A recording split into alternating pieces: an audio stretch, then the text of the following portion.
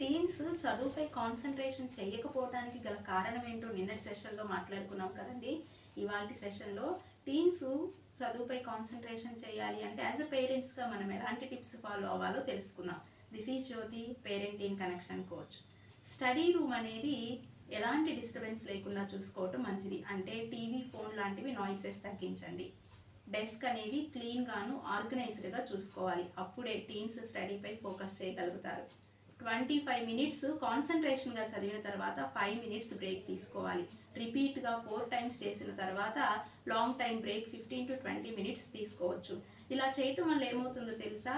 మైండ్కి short time target ఇవ్వటం వల్ల ఫోకస్ పెరుగుతుంది, అలాగే డిస్ట్రాక్షన్స్ తగ్గుతాయి. అంతేకాదు బ్రెయిన్ కూడా ఎలాంటి టైట్గా ఫీల్ కాకుండా లాంగ్ టైం స్టడీ అనేది మీ టీన్స్ చేయగలుగుతారు. టీన్స్ని పదే పదే చదువు అనే దానికి బదులుగా ఈ టాపిక్ నువ్వు అర్థం చేసుకోగలవమ్మా, ప్రయత్నించి చూడు అని ఎంకరేజ్ చేయండి.